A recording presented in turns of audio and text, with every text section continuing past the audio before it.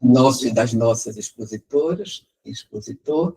É muito prazer que nós recebemos vocês para essa quarta sessão do ciclo COI, do Observatório das Instituições Brasileiras, e junto com o SEBRAP, o CCI, junto com o Departamento de Sociologia, ou seja, é uma aliança que a gente espera que só faça aumentar de participantes, para discutir novas modalidades de negócios, novas formas de empresas, novas práticas nas relações de trabalho, com muita ênfase no âmbito do cuidado. Tá? Essa nossa quarta mesa redonda é uma mesa que nós fomos construindo com muito carinho e estamos muito contentes que ela tenha dado certo, tá?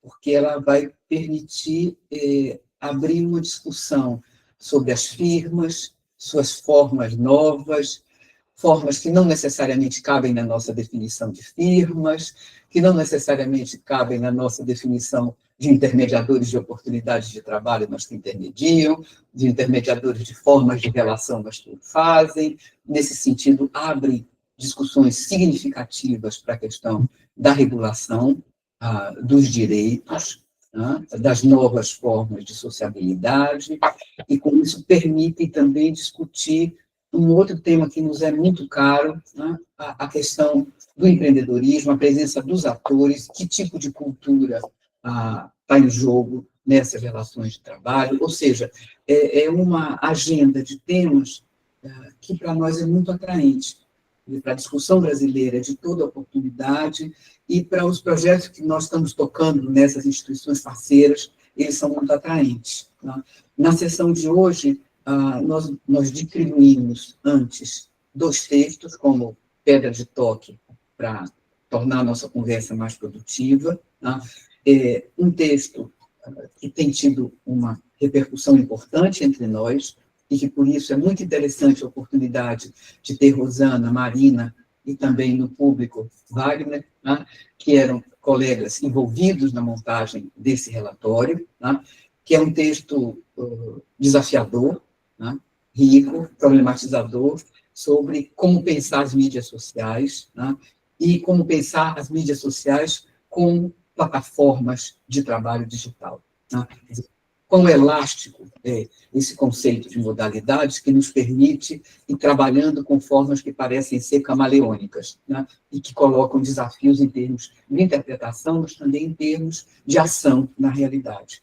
Então, nós vamos ter intervindo tanto Rosana Pinheiro Machado como Marina Fried, né? Ambas ligadas à produção desse material, e ambas ligadas ao Digital Economy and Extreme Politics Lab, né? O DEEP Lab, né? De que elas são parte. Né? Rosana, e eu vou apresentar todo mundo ao começo, para que a gente acelere a parte substantiva depois. Rosana Pinheiro Machado, que é amplamente conhecida, quase todos os que estamos aqui nessa sala, que nós tivemos o privilégio de ter por um tempo na USP, que eu, há muitos anos atrás, tive o privilégio de ter numa sessão da oficina com meus estudantes, discutindo ainda o trabalho da China, né, e das redes, e que foi muito bacana. Rosana tem o doutorado em Antropologia Social na URGS, né, e foi orientada por um colega querido, Ruben Oliver.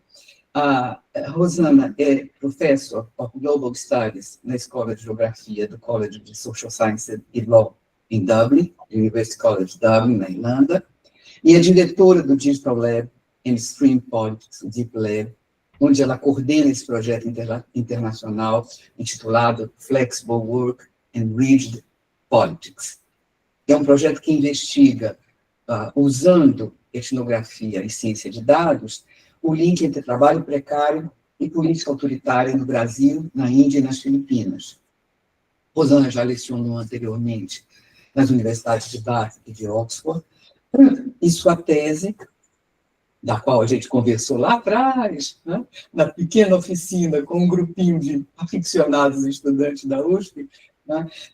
Baseada em muitos anos de pesquisa de campo, ela acompanhou uma cadeia global de mercadorias na rota China, Paraguai, Brasil, pensando mercado informal, pensando pirataria, ou seja, com a agenda que estava quentíssima naquele momento de discussão, né? Um trabalho que foi premiado em múltiplas instituições, pela ABA, pela Ampox, teve o grande prêmio da CAPES, né? E tem sido alguém que se destaca por discutir a questão das economias emergentes no sul global, né? Tomando uma perspectiva etnográfica, né? O que é muito interessante para nós, né? Tem analisado também recentemente a ascensão da extrema-direita, a crise brasileira e portas de saída para isso, né?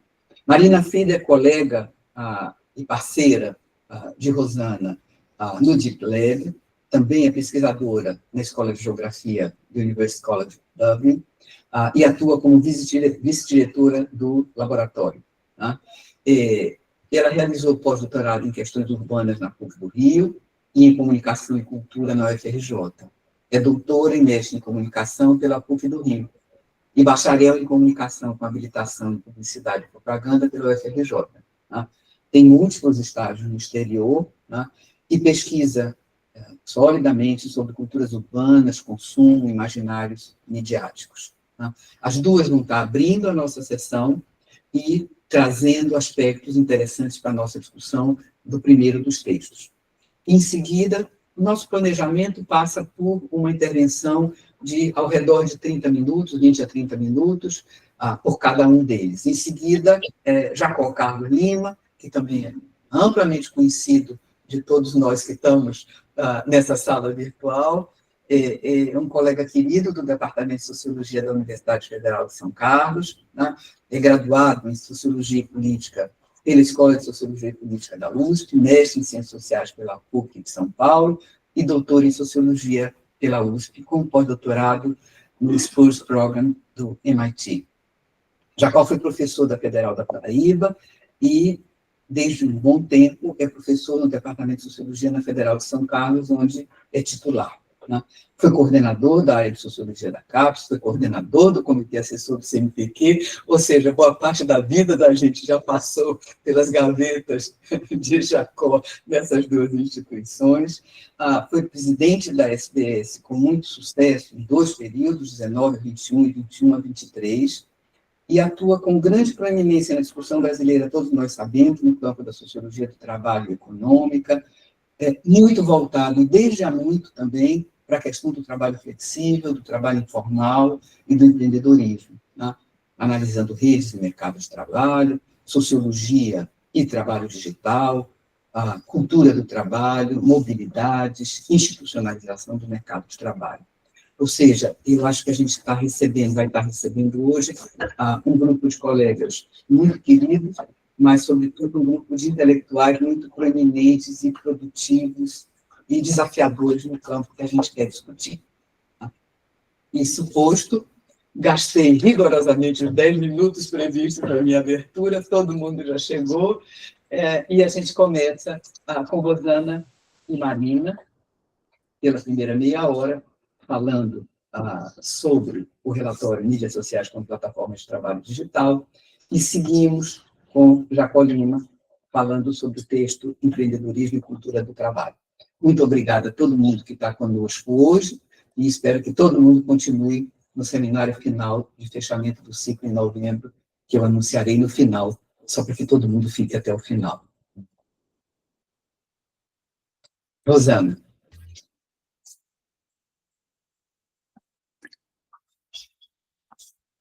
A palavra é a Marina que vai fazer o início e eu vou fazer um encerramento.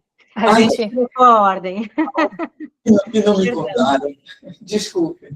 Marina, então. Bom, então, primeiramente, boa tarde. É uma alegria estar aqui nessa sessão. Quero agradecer a organização, né, a Nádia, e todo mundo envolvido na organização dessa sessão. É um prazer conhecer a todos. E, bom, eu vou começar, eu não sei se...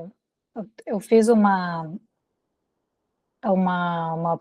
uns slides, eu vou tentar compartilhar aqui, só para ajudar a ilustrar algumas das coisas que eu vou falar, mas Para dar um contexto, allow to share screen.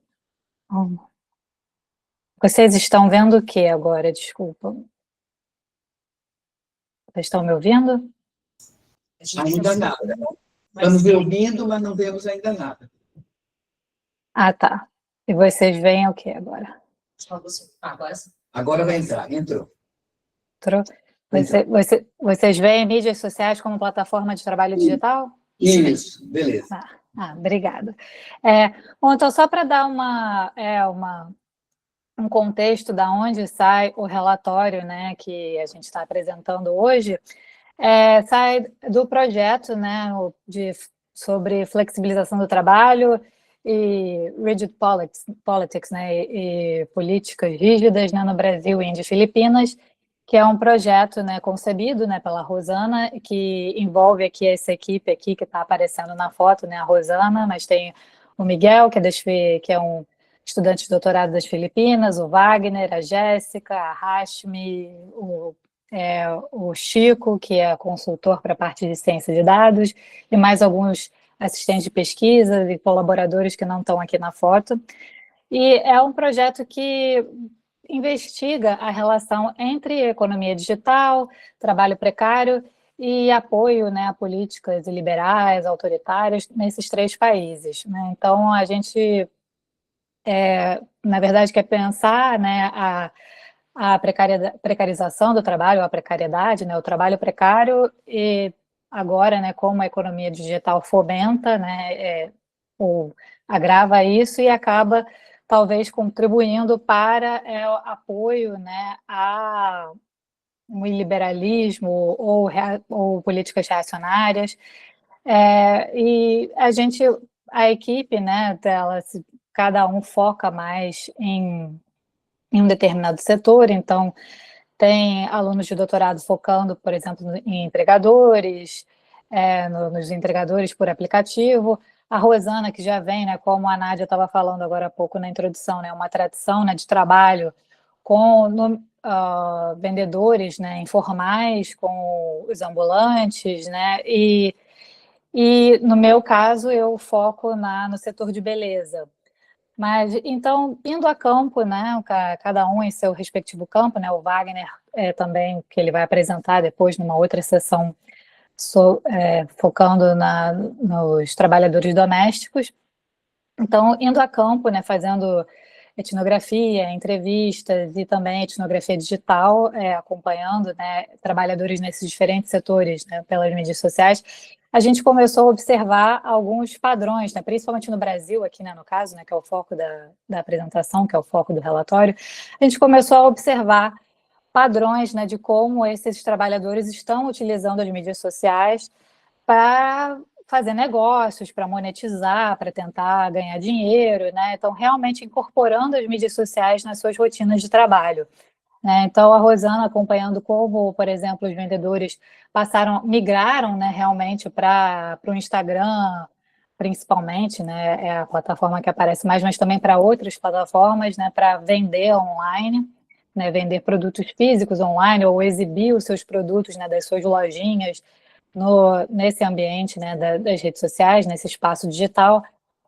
E no meu caso, né, por exemplo, na beleza, vendo também como manicures, cabeleireiro,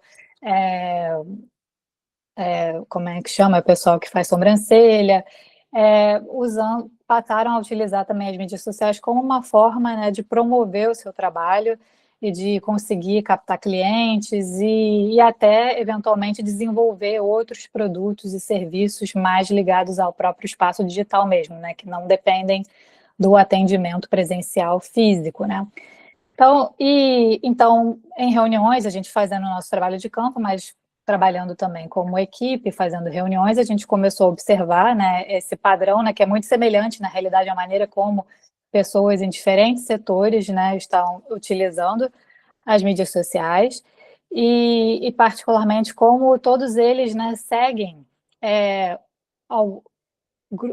grupos, né, de perfis de coaches digitais, né, coaches de marketing digital, de empreendedorismo digital, e todos eles incorporando jargões né, e ideias, né, que são propagadas, né, por coaches de marketing digital.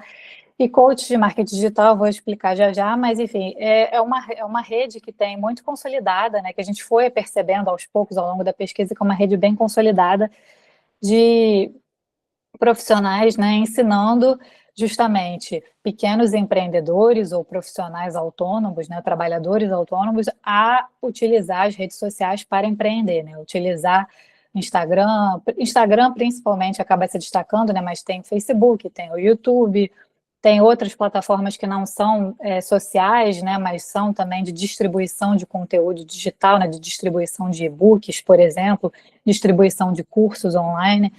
Então, a gente, aos pouquinhos, foi percebendo que havia um padrão, né, muito semelhante, muito próximo, muito semelhante. E a gente também tem um braço desse projeto, que é um braço de ciência de dados, né? Então, a gente foi montando uma base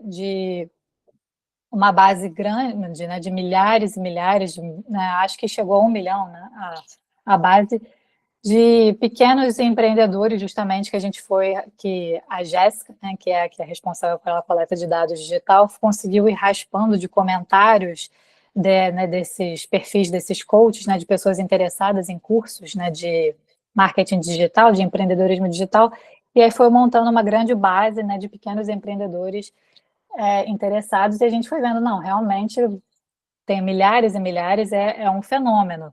Então, o relatório veio para chamar a atenção, né, que a gente achou importante publicar logo o relatório, para chamar a atenção desse fenômeno, né, de como parece estar havendo, né, uma migração, parece estar acontecendo uma migração do mercado de trabalho formal e informal do Brasil para o Instagram.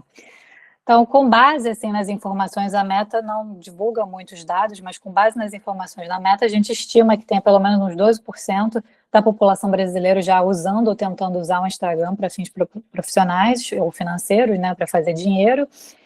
E mais as nossas análises, né, a combinação das nossas análises computacionais e qualitativas indicam que esse número é significativamente maior, né, porque, na realidade, a Meta só divulga dados de contas business accounts, né, que eles chamam, né, de contas empresariais ou comerciais, com quem a gente conversou, que a gente conhece, ou de que a gente coletou nas redes, né, nesse processo de computação de dados, muitas delas não têm uma business account. Então, né, só 46% deles têm, dos que a gente chama de aspirantes a empreendedores digitais, abrem uma business account, a maioria é pessoal, então acaba que esse dado da Meta não é realista. Então, então, o que a gente observa, então, é que há esse uso, né, das plataformas digitais, das mídias sociais, desculpa, efetivamente como plataformas de trabalho, né, como forma de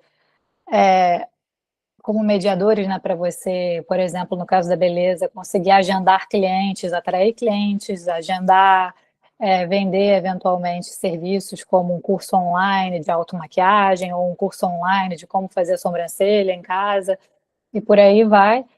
E aí acaba sendo uma coisa que está bem na interseção dos estudos, né, de plataformização do trabalho, que em geral focam mais nas plataformas de gig, né, por exemplo, de entrega, de delivery, ou de motoristas, e na interseção disso com os vários trabalhos que estão sendo feitos também sobre culturas de influenciadores, de criadores de conteúdo, que tendem a focar mais nas pessoas que almejam ser influenciadoras, né, que trabalham mais no campo da publicidade, ou que têm, né, uma vocação artística e querem utilizar, né, as redes sociais como uma forma de produzir conteúdo, para viver da sua arte, mas acaba que, na realidade, esses empreendedores que a gente está vendo, eles produzem conteúdo como forma de fazer negócio, ou para tentar promover o seu próprio negócio, para promover a si mesmo e a promover o seu próprio negócio, tentar construir um negócio a partir disso, né?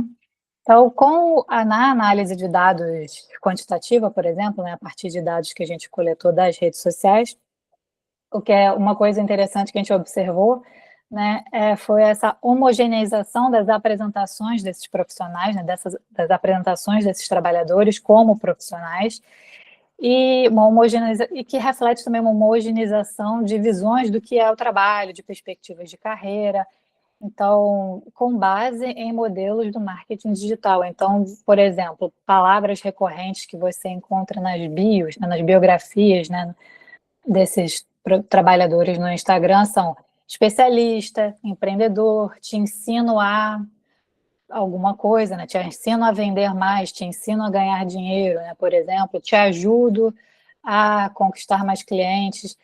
E o que a gente achou particularmente curioso foi o uso do CEO, né, que é um cargo, né, uma terminologia, né, do mundo corporativo, né, para designar o mais alto escalão, né, em carreiras corporativas. E a gente viu tanto na coleta quantitativa como mesmo nas nossas pesquisas, né, de campo etnográfico, a gente viu alguns desses trabalhadores, né, utilizando o CEO para se identificar como, né, dono do seu próprio negócio, como não só dono, mas como gerente do seu próprio negócio, mesmo que esse negócio seja de uma pessoa só ou seja algo muito pequeno, né? Então, e que isso vem também desse contato com essa rede de marketing digital que eu estava falando. Então, e aí o que acontece com essa homogeneização é que há uma incorporação, principalmente do Instagram, né, no caso que a gente estudou aqui, como um fator imprescindível para o crescimento, né, nos negócios, né? Essa ideia de que mais visibilidade nas redes sociais, né, mais visibilidade no digital vai se reverter em mais vendas, em mais retorno financeiro, que por sua vez vai dar mais autoridade, né, que é uma expressão que eles utilizam muito, né, mais autoridade para a pessoa conseguir ter ainda mais visibilidade e reverter essa visibilidade em mais dinheiro, mais vendas, mais retorno financeiro. Então, é como se há uma inserção aí do Instagram, realmente, né, das redes sociais como mediadoras, né, e ferramenta e parte desse processo, né, de crescimento do negócio, né?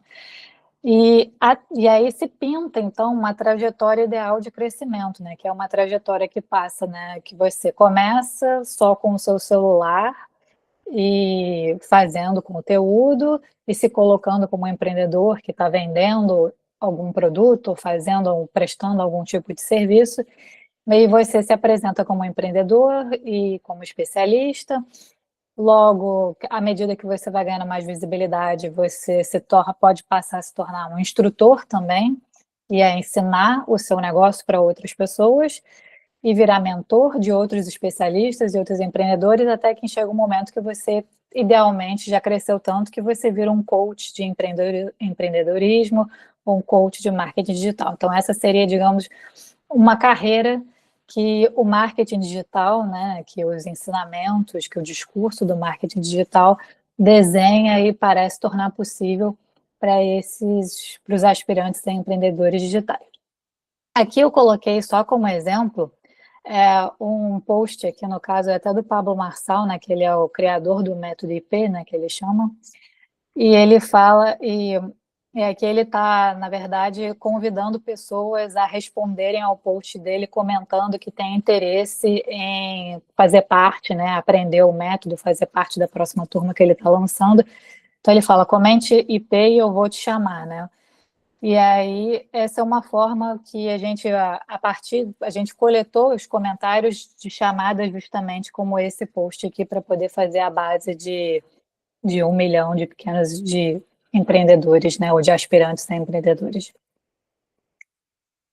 Aí eu trouxe aqui um exemplo da beleza, né, porque que é um caso interessante, é um caso assim em que essa trajetória parece estar acontecendo de uma maneira dentro daquele ideal, né, e parece estar sendo uma coisa positiva, enfim, está dando certo realmente o Instagram como ferramenta de trabalho para essa profissional aqui, né, é uma manicure, né, a Tati, ela tem 130 mil seguidores hoje, e ela começou como manicure ainda adolescente, Segundo ela fala, ela até começou adolescente não por necessidade, né? Mas, enfim, ela não teve condições de toda forma de ir para a faculdade, não teve dinheiro, né? Então, a mãe era provedora, mas não era uma situação assim econômica da família, não deu condições para ela ir para uma faculdade particular, por exemplo, e a pública não estava no horizonte. Ela é da Baixada Fluminense, no Rio de Janeiro. E aí ela começou a dar... ela é um caso que as redes sociais realmente passaram a fazer parte do trabalho dela e deram um impulsionamento para o trabalho dela, porque ela começou a dar aulas presenciais para outras meninas do bairro dela que estavam interessadas em se tornar manicures também. Ela tinha um talento, assim, então ela começou a dar aula e começou a gravar as técnicas e truques que ela ensinava, ela começou a gravar e a postar, acho que primeiro no Facebook e depois no Instagram. E isso, de fato, assim, ajudou, né? Como eram vídeos educativos, digamos assim, ela estava ensinando técnicas, né? Então logo isso começou a ganhar uma repercussão entre manicures. Aí, depois de um tempo, isso chamou a atenção de uma marca, né, de produtos de alongamento de unha, e aí ela passou a trabalhar em parceria com essa marca. Então, uma coisa meio que puxou outra, então ela conseguiu crescer, assim, relativamente, tá? Não é nenhum crescimento, né, de absurdo, mas é um crescimento, assim, que deu condições dela ter um espaço maior, um estúdio de atendimento maior, que faz com que ela já tenha, assim, fãs, que ela já tem... Inclusive, tem uma outra manicure que trabalha no estúdio dela, que conheceu ela através das redes sociais e foi atrás dela, quis ir trabalhar com ela, enfim. Então, ela já tem uma certa projeção, já tem um certo reconhecimento como referência na área dela e oportunidades que ela talvez não teria, né, trabalhando como parceira dessa marca. Ela já viajou para conhecer fábrica na China, enfim, ela tem e ela agora já é instrutora que forma outros instrutores de unha. E, né, recentemente ela começou também a dar aula de empreendedorismo para manicures. Então, isso digamos assim, ela está indo naquele caminho ideal, mais ou menos, que eu falei para vocês. Mas então, aí a Tati, como uma pessoa, né, que está nesse meio, né, que usa as redes sociais integralmente como parte da rotina de trabalho dela, então ela tem um contato constante, ela segue, né, ela é um exemplo de que segue vários desses coaches de marketing digital que eu estava falando. E esses coaches, eles é uma mescla interessante também, porque eles, a princípio, eles oferecem, né, produtos e serviços, né, e conteúdo digital, né, ensinando sobre como usar as mídias sociais para se posicionar, para criar uma marca, para ganhar dinheiro, para promover seu próprio negócio e por aí vai. Então, tem um aspecto até que é de marketing mesmo, e tem um aspecto que é técnico, às vezes, de ensinar a usar a rede social, mas também mistura um pouco com que aí já entra o lado deles de influenciador, né? Talvez que já mistura com a coisa de vender também atitudes, né? Uma certa atitude, ensinar como atitudes de negócios, mentalidade para negócios, mentalidade para ganhar dinheiro, estilo de vida para se alcançar um determinado modelo de sucesso, que é um modelo de sucesso, na verdade, muito restrito também, que é o modelo deles, né? Que é sempre, enfim, bem heteronormativo, enfim, muito padronizado, né? Às vezes muito também ligado a religião também, uma determinada religião, né? Então, e muito também pautado em cifras milionárias, né? Falam muito em cifras milionárias. Então, esse aqui é só alguns exemplos que eu coloquei aqui de algumas das bios deles, né? Meu Instagram trabalha para mim, 40 mil CEOs dominando o digital, né? Sou uma influenciadora de 800, que tem 850 mil seguidores. Esse aqui, né, que ensina a viver uma vida épica, é um homem, né? Tem 9,5 milhões de seguidores e por aí vai. Então, para eles, né, nesse meio do coach do marketing digital, né, eles têm uma ênfase, né, num determinado estilo de vida, né, uma ostentação de riqueza muito grande, né, eles estão sempre ostentando riqueza e sempre se colocando como exemplos, né, então eles são modelos a serem seguidos, né, porque como eles também não são, eles são coaches de negócios, né? Mas eles, na realidade, não eram antes bem-sucedidos. Antes do digital, eles não tinham uma grande empresa antes, eles não estavam trabalhando, não tinham negócios físicos, digamos assim, antes de crescer no digital. Eles cresceram no digital, eles são nativos, digamos assim, digitais nesse sentido, como pessoas bem-sucedidas, né, digamos assim, né, como empresários ou empreendedores de sucesso. Então, eles se colocam sempre como modelo, né? Se eu conseguir no digital, você também consegue. E então, se eu não tinha carro nenhum, né, quando eu comecei, né, e agora já estou com 2 Mercedes na minha garagem, né, você também consegue. Então, e fazendo muito uma oposição, né, aqui, né, nesse caso aqui, nesse que tem mais de 1 milhão de seguidores, né, ele coloca assim, né, ele já vai muito por um lado de estilo de vida, esse influenciador especificamente, então ele coloca muito, né, que ele, por exemplo, ele está sempre todo dia ele posta ele dentro de uma banheira de gelo, né, então ênfase muito no cuidado pessoal, no cuidado da imagem, no cuidado do corpo, como também refletindo uma mudança, uma decisão em ser bem-sucedido nos negócios, né. E, e como eu estava falando, né, sempre com altíssimas expectativas, né, de retorno financeiro. Então, você vai ser o primeiro milionário da sua família. Isso, por exemplo, é uma coisa que está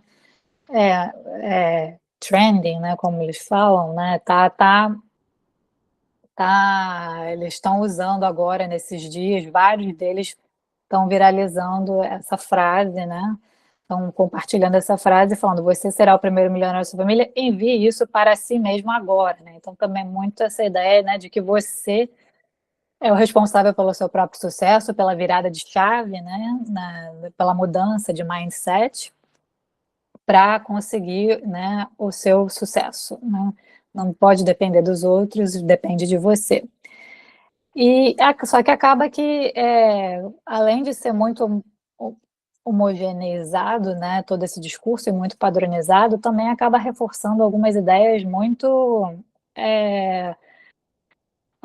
antidireitos trabalhistas, né? Então, aquela trend toda, né, contra a CLT, que estava muito forte, né, nas redes sociais, né? Há também um certo menosprezo ou desvalorização pela educação formal, às vezes com imagens muito fortes como essa, né, queimando o diploma, né, e o menosprezo, né, quer dizer, menosprezo não, desvalorização, né, do trabalho formal, desvalorização da educação formal, e que acaba que, enfim, né, por aí que a gente começa a ver essa ligação, esse nexo, né, que a gente estava buscando lá atrás, né, na origem do projeto, né, um nexo entre política e precariedade no trabalho. Então, esses são um dos aspectos que a gente destaca, né, que ficam bem evidentes no trabalho, que era uma preocupação nossa também, porque muito da discussão de redes sociais, às vezes, passa pela desinformação, né? Falar das redes sociais como uma propagadora de desinformação, e isso traria riscos políticos, claro, isso é uma preocupação, mas a gente também está vendo mais agora no projeto por esse outro lado, né? Realmente por uma propagação de valores mesmo, que tem implicações políticas também, né? Então, claro, no caso do Brasil, aqui tem essa questão do Pablo Marçal, né, que cresceu muito, ele é desse campo do marketing digital e, acabou realmente entrando na política, né, com a candidatura dele, mas que ele tem mais de 12 milhões no momento, né, de seguidores. Todo mundo praticamente que a gente entrevistou, que a gente conheceu no campo, né, a grande maioria deles conhece o Pablo Marçal, segue o Pablo Marçal, né, e aí eu trouxe aqui no caso, só para acelerar aqui, que eu já, né, para a Rosana poder falar ainda um pouquinho, que é um caso também de uma menina da beleza, né, 20 anos, né, quando eu conheci ela, né, essa interlocutora, a Ana, e ela, contando a história dela para mim, não, ela falou, ela concluiu o segundo grau durante a pandemia, ela já era uma consumidora de blogs de beleza, então ela já é um caso assim que ela já juntou, né, quando ela foi para o mercado de trabalho saindo da escola, ela já estava juntando na ideia dela as redes sociais com o trabalho, né, mas não necessariamente só porque ela queria ser influenciadora, sei lá, como a Boca Rosa, que é uma grande influenciadora de beleza no Brasil, mas ela já via que como um caminho de empreendedorismo barra influência, né, ou barra criação de conteúdo. Então ela pensou, vou fazer maquiagem, vou fazer um curso de maquiagem, vou virar maquiadora e fazer conteúdo sobre maquiagem e vou juntar as duas coisas e crescer dessa forma, né, como empreendedora na beleza dessa forma.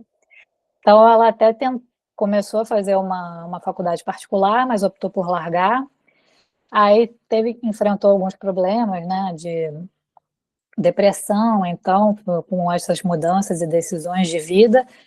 Mas quando ela resolveu recomeçar, depois de ela ter interrompido um pouco a criação de conteúdo, eu trabalho de maquiagem, ela para se cuidar, ela recomeçou e quando ela recomeçou, ela tinha acabado de, quer dizer, ela foi fazer um curso, né, ela dividiu, na verdade, desculpa, ela rachou os custos de o acesso ao curso do Pablo Marçal online, né?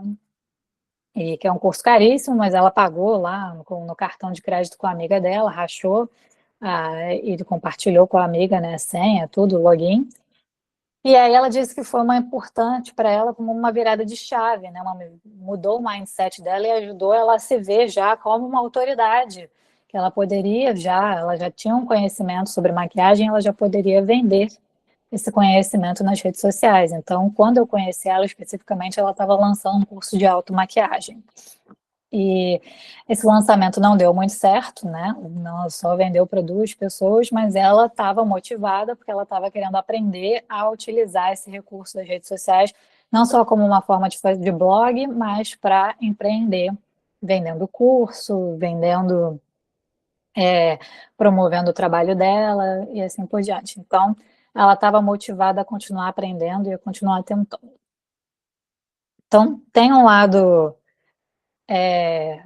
que das redes sociais, né, desse uso, né, das redes sociais que a gente observou, que tem a ver com a busca por melhoria de vida, né, e essa associação, né, já que eu tenho mais visibilidade, é uma maneira de alcançar mais conforto material, né, então a busca é por isso, por mais conforto material e mais respeito, né.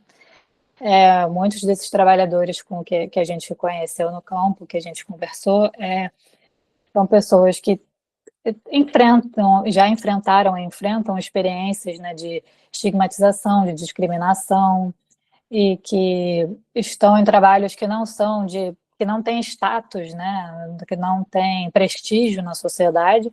Então, acaba que as redes sociais dão essa sensação de que ali, nesse espaço das redes, é possível construir uma imagem que dê mais respeito, mais respeitabilidade para quem está ali, né? Para quem está ali promovendo seu trabalho ali, como empreendedor, como especialista.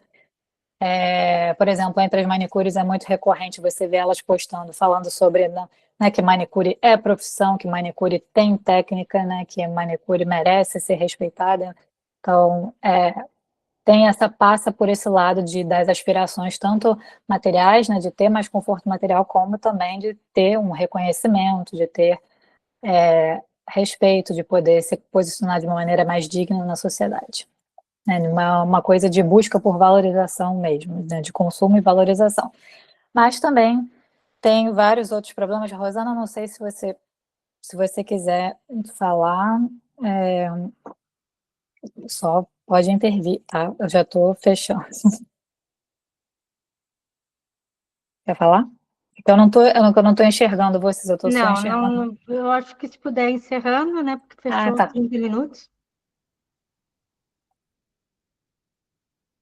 Não, então é só para fechar, então, é que o problema, né, o lado negativo, né, realmente, é que você vê que as redes sociais, elas tendem a facilitar pirâmides de vários tipos, né? Primeiro, tem a reprodução das desigualdades, então, todas as desigualdades que esses trabalhadores já enfrentam, né, né, digamos assim, no mundo físico, né, normalmente na sociedade, né, que é a baixa escolaridade, alguns têm idade elevada, né, todos que têm mais de 40 anos têm muita dificuldade, ou mais de 35 têm muita dificuldade a lidar com as mídias sociais para esse fim, né, então falta de dinheiro para investir, falta de tempo para investir, tudo continua sendo barreira, né, todos esses aspectos continuam sendo barreiras para o crescimento.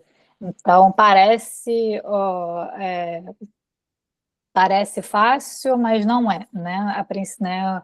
Abrir a conta é fácil, mas realmente criar conteúdo e transformar esse conteúdo em algo realmente que viabilize o negócio requer muito tempo e requer muitos recursos que muitas vezes essas pessoas não têm.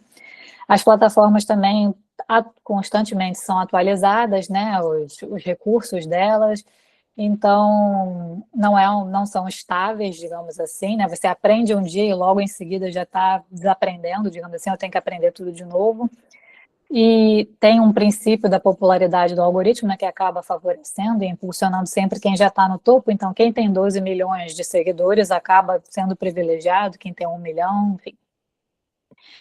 E aí você pequeno está competindo com esses conteúdos diversos de pessoas que têm mais força já e mais visibilidade na rede, né? E então é altamente variável, é instável, né?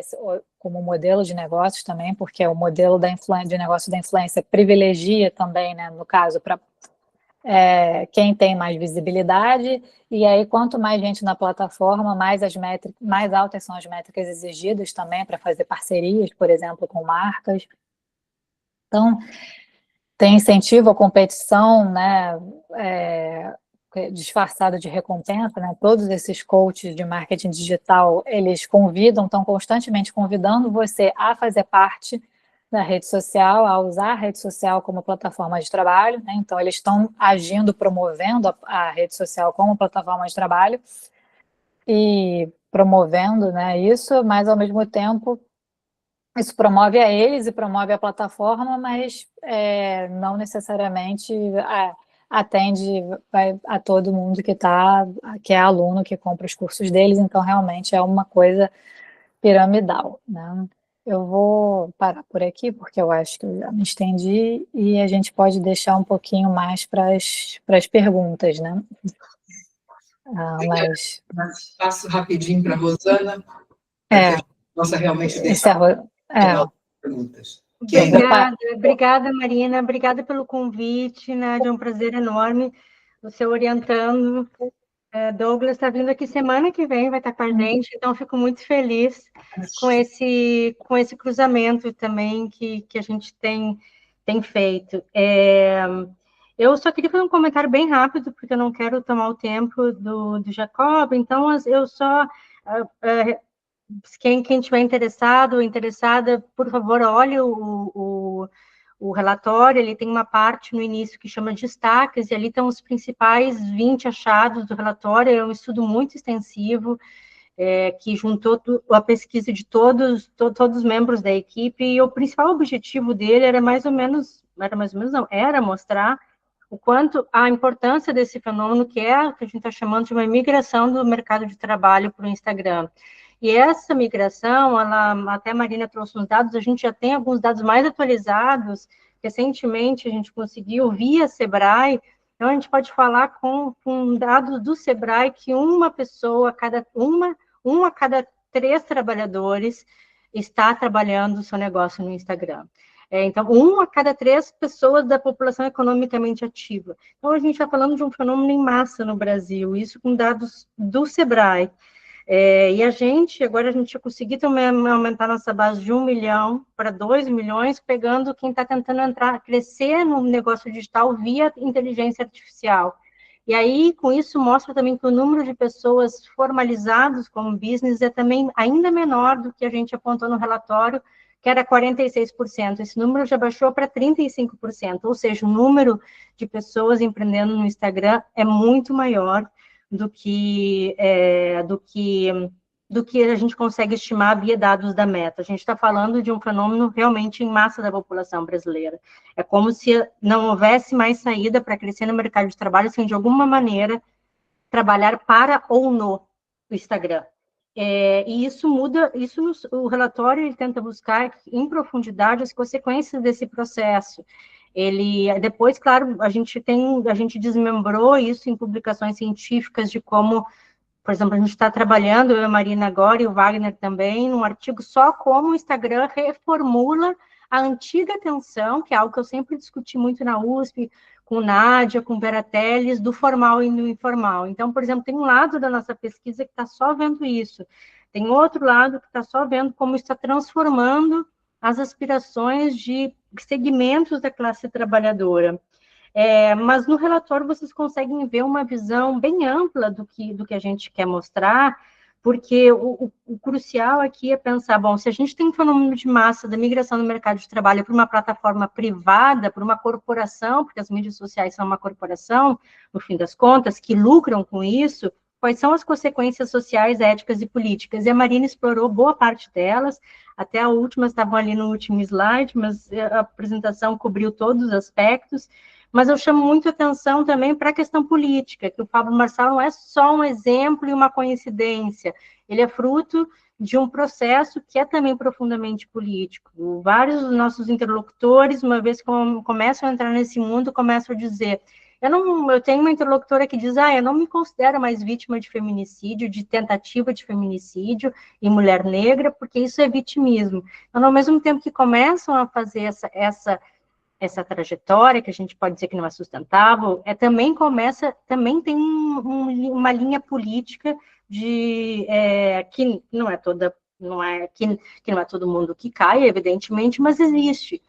E um dos artigos que eu e a Marina estamos trabalhando agora, que eu acho que vai ser um dos principais do projeto, é mostrando que, de fato, o marketing digital, por isso que esse é um fenômeno muito sério, essa rede do marketing digital, que mais ou menos eles formaram uma rede de mais ou menos 1.000 influenciadores, que é o que a gente está seguindo também, além dos pequenos, dos aspirantes, que é a nossa base ali de 2 milhões, que a gente fica seguindo, a gente segue os principais 1.000 influenciadores do marketing digital. Esses influenciadores, objetivamente, por todos os critérios de análise de rede feita pela nossa cientista de dados, Jéssica, eles são alinhados à extrema-direita. E hoje você não consegue entrar no marketing digital do Instagram sem que o algoritmo te recomende essa rede muito estabelecida, que é uma rede que chegou primeiro no seu fenômeno brasileiro. Isso existe muito pouco no resto do mundo. E é uma rede que chegou primeiro, que o Pablo Marçal tem a centralidade desse fenômeno. Em todas as análises de rede, ele é a figura mais central como nó dessa rede. E que a gente nos coloca um problema político e ético para pensar de que quando o empreendedorismo digital, em grande parte, hoje no Brasil, está sendo formado por uma rede muito específica, muito homogênea politicamente, muito homogênea de um jeito de ver o empreendedorismo que ignora o afroempreendedorismo, que ignora o empreendedorismo popular, que ignora formas mais coletivas de empreendedorismo e a diversidade do que é o empreendedorismo brasileiro. Mas que mostra só um. E o algoritmo, ele te leva a essa rede. Então, a gente tem chamado isso um pouco de armadilha, porque as pessoas, elas entram no digital buscando valorização numa sociedade como a nossa, que é marcada pelo legado da escravidão, que muitos dos empregos, apesar de que a CLT ainda é um sonho da classe trabalhadora, muitos veem no digital uma oportunidade de se chamar de CEO, como...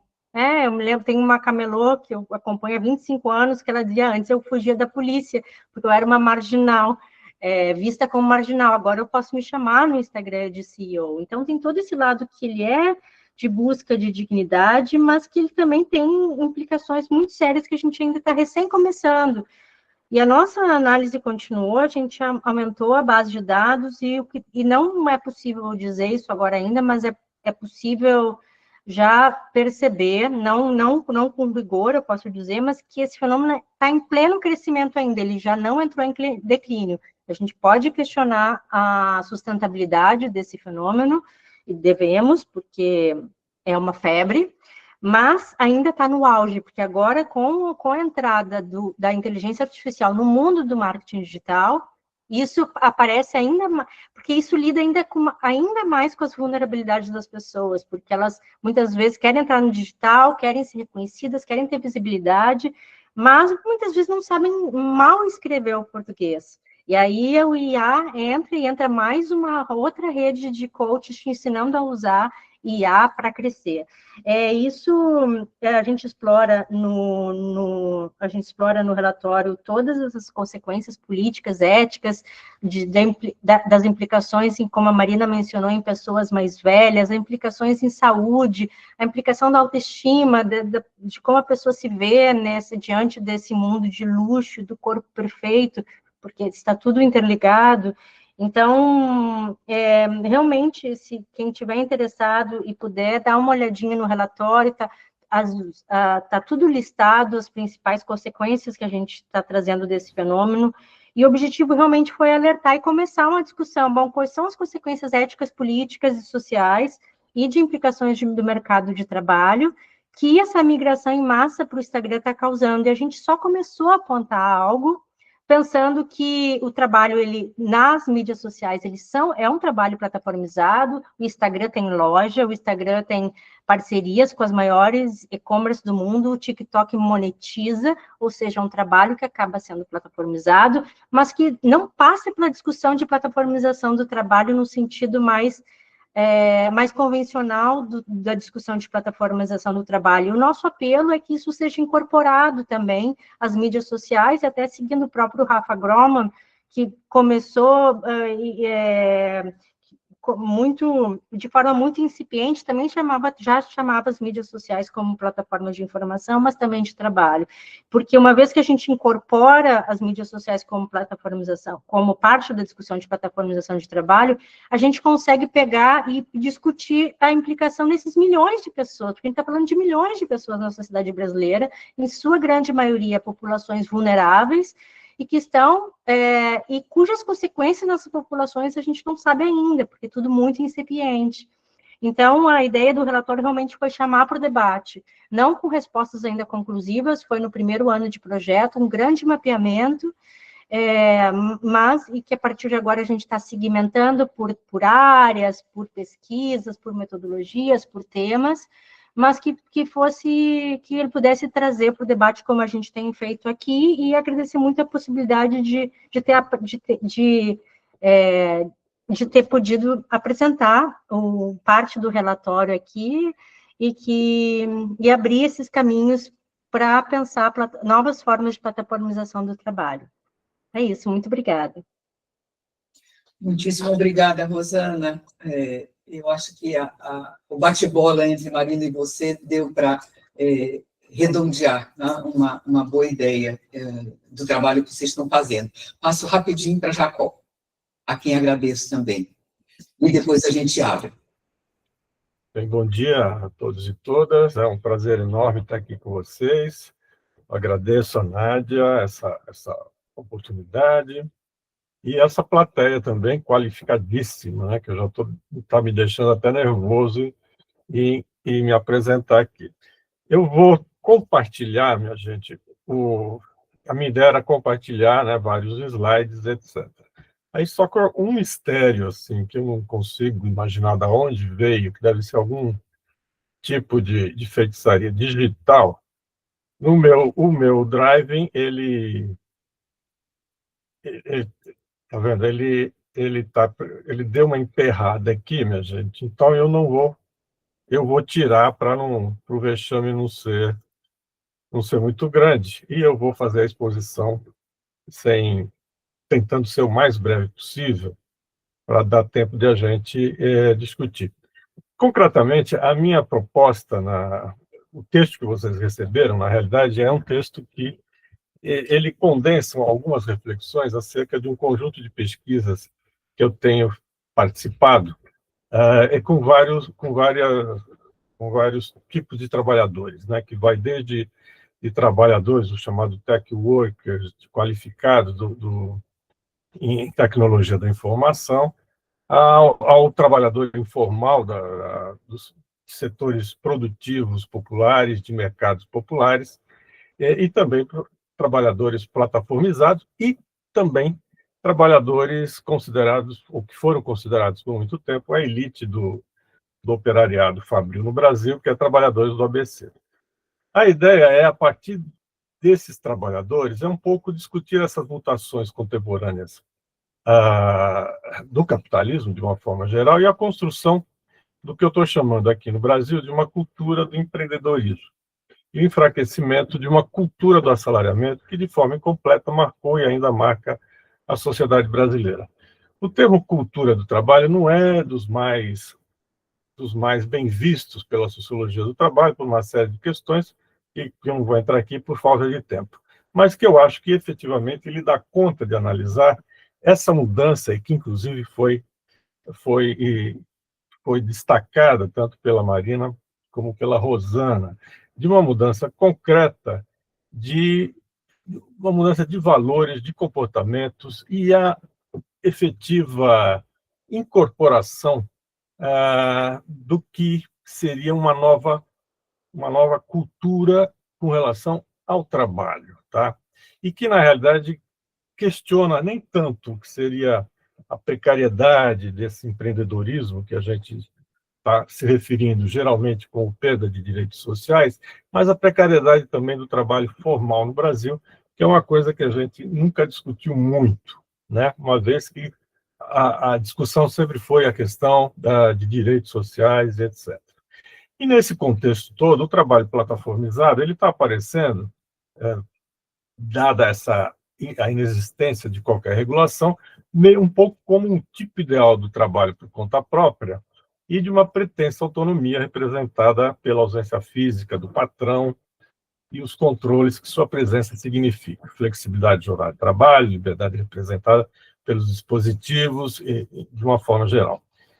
Eu falo do trabalho plataformizado um pouco para modernizar a nossa velha informalidade, tá? Que é antes vista como algo extremamente precário, de país pobre, mas que efetivamente as suas características estão sendo incorporadas agora pela chamada modernidade digital, e com isso você está referindo-se a uma outra situação.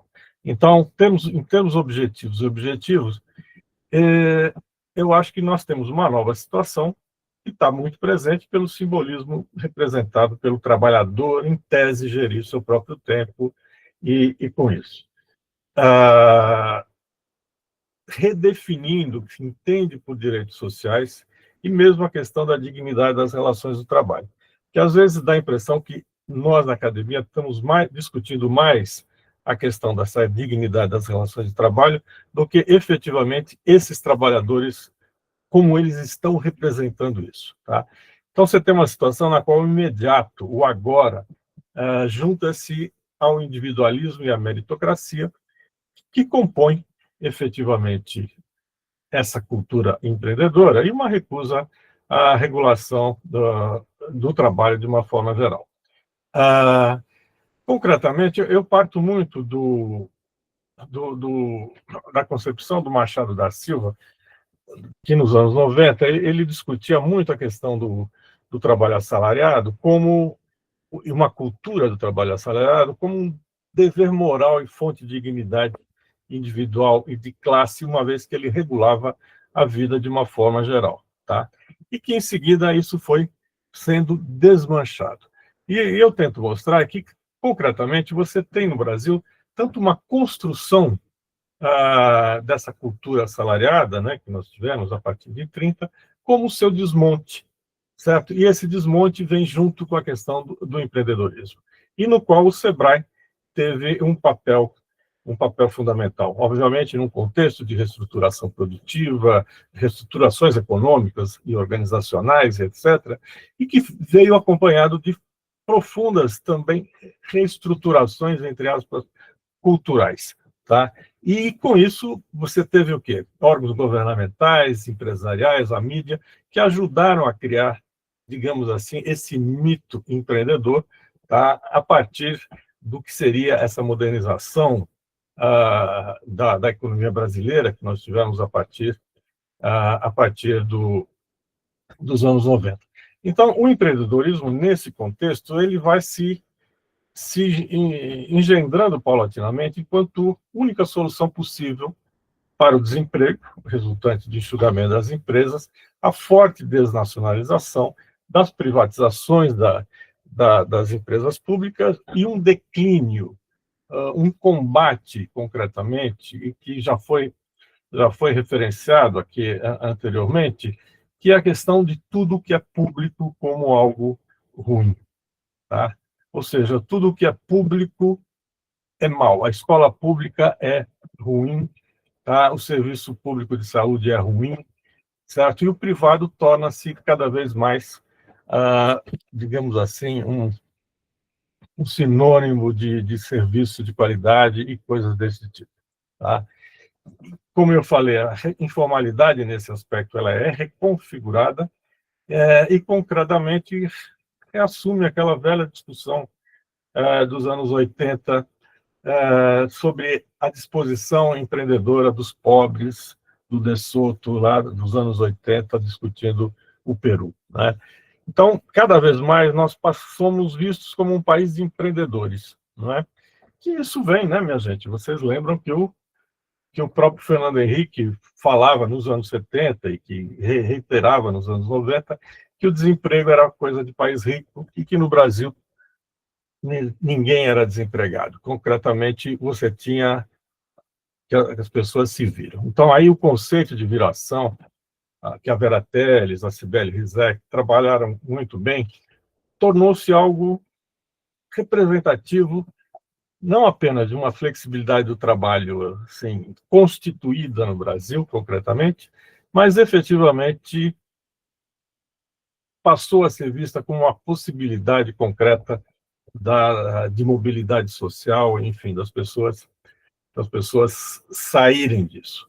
Então, tudo, como eu falei, tudo que é estatal, público, tornou-se obsoleto, corrupto, tá?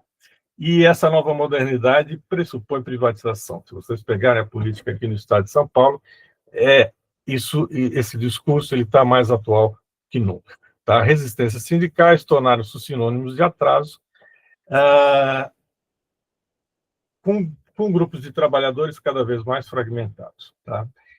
E a via neoliberal, no discurso político e econômico, a única possível da modernização capitalista, na qual o digital se tornou, digamos assim, a referência cada vez maior em função das transformações que tem provocado.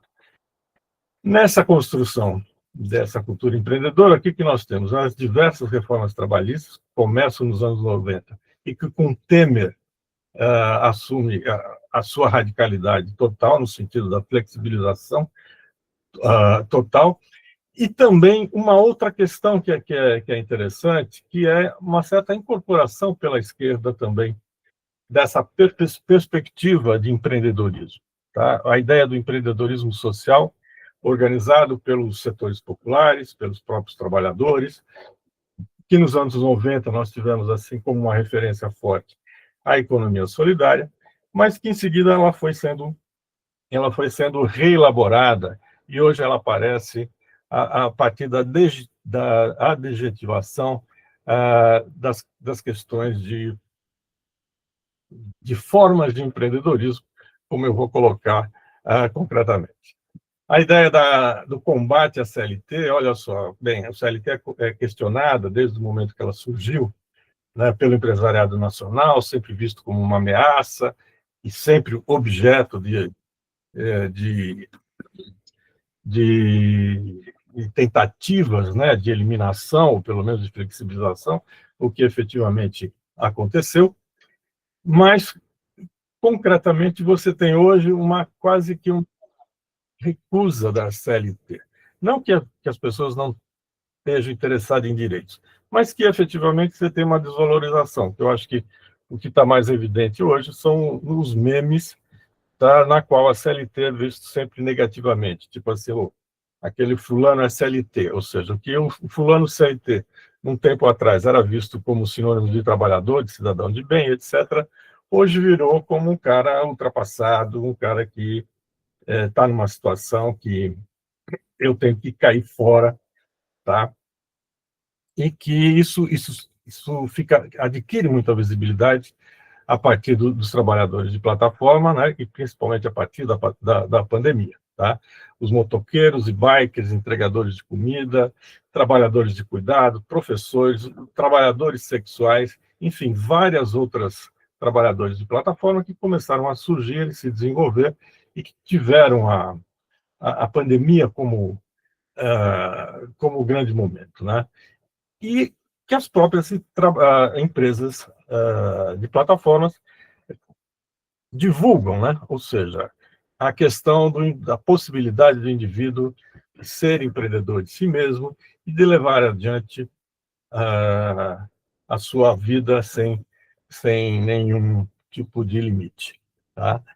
Você tem uma coisa, é claro, acho que a Rosana até se referiu, não que os trabalhadores não queiram direitos, não que os trabalhadores não queiram efetivamente, ou tenham uma recusa simplesmente à CLT, mas você tem um processo de erosão com relação à CLT, no sentido de ela ser vista cada vez mais como algo ultrapassado, ou seja, o discurso empresarial do ultrapassado parece que agora colou.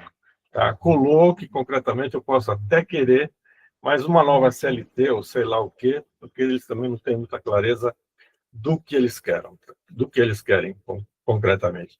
E mesmo como um trabalhador não se reconhece como empreendedores, isso é muito visível nas diversas pesquisas que nós temos visto, que têm sido feitas assim desde a pandemia sobre trabalhadores, sobre entregadores e motoristas, mesmo quando eles não se reconhecem como empreendedores, ou seja, a ideia de empreendedorismo não significa que isso está assumido e que isso é representado por eles. Eu sou empreendedor, mas que efetivamente você tem o quê?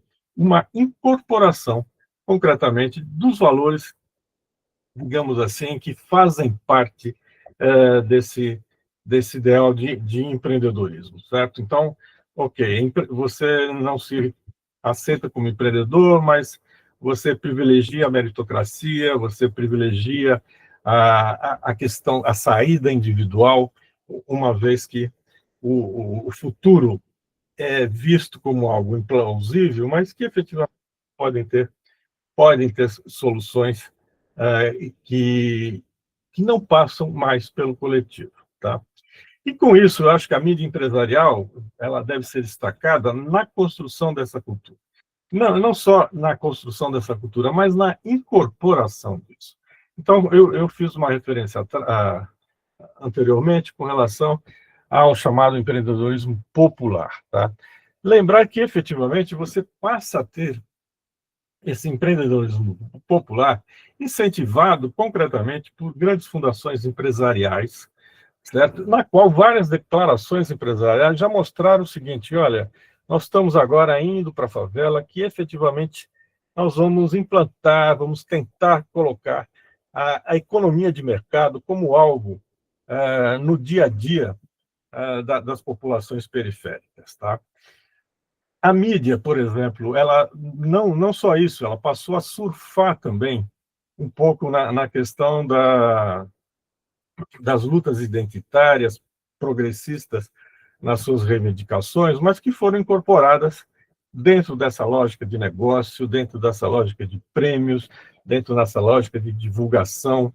Então, se vocês pegarem vários sites de fundações empresariais, você vai ver o que? As áreas políticas de empreendedorismo feminino, afroempreendedorismo, preto empreendedor, empreendedorismo periférico, empreendedorismo favelado, empreendedorismo cultural, empreendedorismo social, empreendedorismo cristão e um monte de adjetivos na qual as ONGs e fundações empresariais elas substituem praticamente o Estado nas políticas públicas e substitui também fortemente os movimentos sociais. Tá? Algumas pesquisas indicam, inclusive, até um local, né, onde em determinados momentos, nos anos 70, 80, estavam assim sede de associações de bairros e coisas desse tipo, hoje são ocupadas por ONGs, e cuja base dessas ONGs, efetivamente, é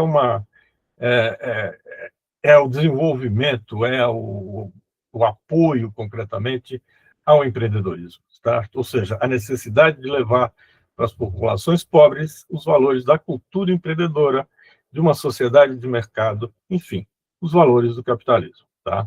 Então, o empreendedorismo se torna uma política pública também. Tá? O próprio Estado incorpora. Se a gente pegar o Ministério da Educação até hoje, tá? Se você pegar esse ministério, ele cobra das universidades, ele cobra das escolas, de uma forma geral, sobre cursos de empreendedorismo, certo? Seja do ensino médio, mas a universidade também. Eu, na minha universidade, de vez em quando, nós recebemos no Departamento de Sociologia que o MEC está querendo informações sobre quais cursos de empreendedorismo que nós estamos fornecendo para os alunos. E olha que, ok, na sociologia ainda nós não estamos dando curso de empreendedorismo, a não ser fazendo uma análise crítica, mas efetivamente outros cursos já fazem isso concretamente. Tá? Junta-se a isso, minha gente, toda a nossa divisão religiosa desses últimos anos, na qual a questão dos cultos para os empresários, os cultos para empreendedores, eles se multiplicam, tá? Que entra o tal do empreendedorismo cristão, certo? E isso significa o quê? Significa mais elementos no que diz respeito digamos assim, uma mudança cultural que tem crescido concretamente e na qual essa valorização efetivamente da cultura empreendedora ela está presente, tá? Claro, não dá para simplesmente fazer tábula rasa, que os programas de empreendedorismo social seriam totalmente vinculados a isso ou efetivamente precarizantes. Mas, pelo contrário, às vezes esses programas até terminam levando alento a uma população sem grandes escolhas, né? Incentivando atividades culturais próprias de grupos sociais antes relegados e marginalizados e apoiando iniciativas de inclusão social. Ok, isso a gente pode ver em termos micro, concretamente. Em termos macro, a mudança ela é muito, digamos assim, é muito pouco perceptível, tá? A não ser, digamos assim, aquelas imagens concretas do sucesso, digamos assim, de uma barbearia étnica na favela tal, que vira programa de televisão e coisa desse tipo, tá? Mas o que eu quero colocar concretamente, isso tem ficado muito evidente a partir de entrevista com os próprios trabalhadores, é um pouco essa incorporação do que seria uma mudança cultural ideológica, obviamente, tá? De valores que secundarizam cada vez mais o coletivo, tá? Realimentando outros mitos, como de liberdade, autonomia, cada um fazer o que bem entende, enquanto achar conveniente, etc. E as redes sociais digitais estão aí como reprodutoras da exaustão desse mito. Tá? A ausência do Estado, favorecimento de formas distintas de filantropia, busca copiar experiências liberais, por exemplo, como a norte-americana, no nosso contexto social, tentando criar uma nova cultura. Assalariamento, vou falar mais um pouquinho de assalariamento e cultura empreendedora. É interessante colocar que, efetivamente, insistir, melhor dizendo, a ideia da precariedade do trabalho formal, certo? Essa precariedade do trabalho formal que faz com que a pessoa não queira, mais concretamente, se ela tiver opção, não ter mais concretamente a obrigatoriedade de ter um trabalho na qual ela fica 8, 10 horas por dia e ela vai se sentir o tempo inteiro humilhada por um patrão, ela vai ter que obedecer determinadas regras e não vai ganhar por isso. Tá? Então, um exemplo que eu posso dar para vocês é as mudanças que estão acontecendo e que nós não estamos dando muita atenção na construção civil. Certo? A construção civil, cada vez mais, ela está se reestruturando, seja em termos ideológicos, mas também na questão da ocupação dos trabalhadores. Lembrar que nós trabalhávamos com construção civil nos anos 70, 60, 70, melhor dizendo, 80, mostrando, olha só, a entrada do migrante na cidade, a entrada do trabalhador pouco qualificado no mercado de trabalho, e que isso é uma coisa que não está sendo colocada. Porque se esse trabalhador puder, ele vai pegar uma bicicleta, ele vai pegar uma moto, se ele tiver condição para isso, ou vai alugar, efetivamente, porque cada vez mais ele passa a perceber que é melhor para ele, é muito mais adequado, ele vai ter a impressão que ele vai ganhar mais, e que ele vai ganhar mais, claro, ele vai trabalhar quase que 24 horas por dia como entregador, como motorista e etc. Tá? Então, eu acho que isso é um elemento que devemos considerar na hora de pensar um pouco essa questão do empreendedorismo. Tá? Então, olha só, o empreendedorismo ele vai assumindo várias formas e cada vez mais vai sendo incorporado concretamente pelos trabalhadores. Tá? Pesquisa com trabalhadores do ABC, de fábricas do ABC, nós fizemos recentemente um questionário que foi respondido por 900 trabalhadores das grandes montadoras do ABC Paulista, na qual a questão da carreira, na qual a questão da permanência na fábrica, a questão de colocar o filho no Senai para continuar na fábrica, não se coloca mais, se é que uma vez que se colocou, mas eu acho que sim, como possibilidade concreta para esse trabalhador. Esse trabalhador está pensando agora em estudar mais e efetivamente ser empreendedor. Então, com isso, nós temos efetivamente uma mudança que nós temos que observar para entender de fato o que está acontecendo. Bem, resistência. Claro que nós temos resistência. Eu acho que vocês devem estar acompanhados, pelo menos no caso dos trabalhadores de plataforma, você tem uma regulamentação em diversos países europeus e latino-americanos com relação às propostas, mas uma característica que é interessante nessas regulamentações, que a gente pode ver, que a presença dos sindicatos, a presença das centrais sindicais, ela é menor, cada vez menor, no sentido de que outras instituições terminam por fazer essas propostas, projetos de lei, etc., na qual, digamos assim, a participação sindical tem sido, digamos assim, menor do que se esperaria que fosse, concretamente. Tá? Então, um pouco é isso a discussão que eu quero trazer para vocês, nessa discussão da positividade ou negatividade do empreendedorismo, que não é concretamente a minha proposta de discussão, mas mostrar que, efetivamente, nós temos uma mudança cultural. Se o tempo inteiro nós falamos das transformações do capitalismo, nós temos dado menor atenção a essas mudanças culturais, na qual eu considero que o empreendedorismo é um elemento fundamental. Bem, rapidamente, é isso, pessoal. Obrigado. Obrigada, Jacó.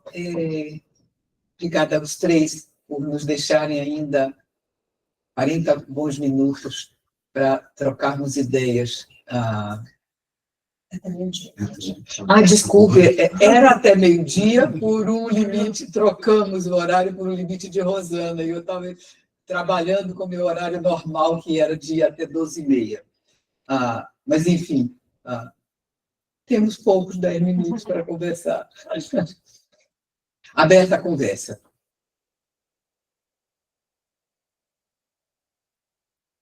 Álvaro. Olá, gente. Rosana, Marina, os números que vocês mostram para a gente são, seja os 12,5% do relatório, seja os 33% do SEBRAE, são enormes, tá certo? Representam uma parcela gigante do mercado de trabalho no Brasil. Ao mesmo tempo, nesses últimos anos, nós estamos hoje com a menor taxa de desemprego registrada pelo IBGE, né, pela metodologia do IBGE. O emprego formal cresceu nesses últimos anos. Então, isso me faz pensar, quer dizer, que existe uma forte sobreposição entre esses dois universos, né, das pessoas que estão produzindo conteúdos e do mercado de trabalho convencional. A gente não sabe muito, porque a PNAD não captura bem essas informações, mas eu queria saber se vocês têm ou informações ou algum insight sobre essa dupla existência, digamos, dessas pessoas que estão, ao mesmo tempo, né, no mercado de trabalho convencional e tentando a vida nesses nas plataformas. É isso. Eu posso ir, né, Má? Obrigada, Álvaro, pela pergunta. O que a gente está tentando fazer agora, a gente começou esse trabalho um pouco de baixo para cima. Então, em ambientes de trabalho. Então, por exemplo, no caso da Marina, você vai ver, no caso do Wagner, vão ser trabalhadoras domésticas, sem vínculo empregatício, mas no caso da Marina, muitas vezes tem vínculo empregatício, mas mesmo assim é uma sobreposição de que ela também seja influencer. No camelódromo, onde eu fiz pesquisa, você contrata uma assistente, uma vendedora de loja hoje, mas hoje para contratar qualquer secretário hoje no mercado de trabalho, você tem que ser também uma social media, você também tem que ser influencer ou postar nas redes sociais. Então, há, sem dúvida, uma sobreposição do mercado formal e informal. Claro que, pela natureza do projeto, a gente se interessa mais em entender as transformações do informal, mas a tendência é que justamente essas categorias que, historicamente, sempre foram difusas e fluídas, essas fronteiras entre formal e informal, com o digital elas ainda ficam ainda mais nebulosas. Então, certamente, a ideia do funcionário trabalhador influencer, que não é influencer, mas que está produzindo conteúdo sobre o seu trabalho, sem dúvida, um fenômeno da transformação do mundo do trabalho. Mais algum ponto, Má? Não, só ia falar isso, que realmente tem, no meio da beleza, por exemplo, você tem pequenos estúdios ou pequenos salões que já recrutam pedindo, dá a sua rede social, né? Como numa intenção de que a pessoa continue produzindo conteúdo sobre o trabalho dela, ou né? Então tem a gente brinca, né, eu e Rosana, que a gente fica achando que é uma inversão, né? Não é mais uma política de marketing, né, do marketing corporativo top-down que todo mundo segue. Na verdade, os colaboradores, né, que às vezes são ou formais, ou informais, ou MEI, trabalhando, né, como MEI, né, emitindo, né, nota. Eles é que fazem o marketing daquele espaço que eles trabalham, né, fazendo conteúdo para as redes sociais deles, né? Então, você tem, às vezes, tem uma dupla função, a função de ser manicure e ser produtor de conteúdo sobre seu trabalho como manicure, né? Então... E uma frase só, para dar tempo mais de pergunta, mas isso muito forte entre trabalhadores autônomos e profissionais liberais. Aí gente saindo de carreira mais porque porque não consegue mais produzir, não pode ser um dentista sem ser também influencer. Então, também modificando, fazendo com que todos os novos entrantes sejam também influencers, ou mostrem o seu trabalho. Como se você não existisse como profissional liberal sem estar na rede social. Léo, e eu também vou me inscrever, e Brauner fez um comentáriozinho ali. Talvez a gente pudesse passar pelos três, o comentário de Brauner, nós mesmos acadêmicos nos vemos... sumiu. Nós mesmos acadêmicos nos vemos impelidos a agir assim, e aí Léo e eu própria. Não sei se tem mais alguém na fila. Se tivesse, põe aqui. O digital inteligente aqui organiza a fila.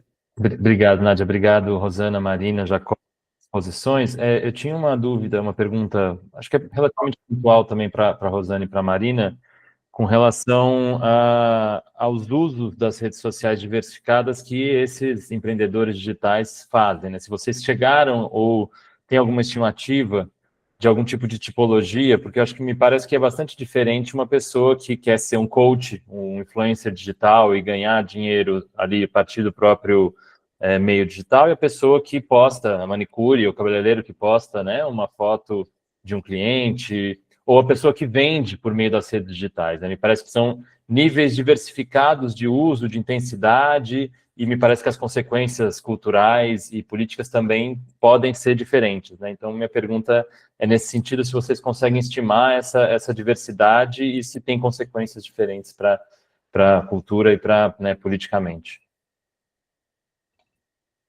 A gente, no relatório, obrigada, Léo, pela pergunta, No relatório a gente não consegue estimar isso quantitativamente, nem saberia nem por onde começar, porque trabalhar com a meta é sempre trabalhar no escuro, mas a gente divide entre bastidores e não bastidores, dentro dos palcos e fora dos palcos. Um é do profissional que é manicure, que também é manicure / influencer, ou dentista, ou camelô, ou aquele que trabalha para os grandes conglomerados dos e-commerce, que aí são desde revendedores, que são vendedores. Aí a gente faz essa divisão, que são quando a pessoa não aparece, mas usa a rede para vender no e-commerce. E aí são mundos completamente diferentes, que por um lado tem toda uma questão de não aparecer e por que as pessoas não querem aparecer, de toda a vergonha que sentem, da pressão que sentem, mas querem melhorar a sua vida, e por outro, a pressão de aparecer, de ser um indivíduo reconhecido e valorizado, como mostrando a sua cara. Eu acho que eu vou agora, se alguém mais quiser se inscrever, tá? Acho que talvez ainda dê tempo, a gente tem 1 minuto e meio. Eu gostei muito da discussão de hoje e fiquei muito intrigada com algumas coisas. Uma delas, Álvaro colocou, né?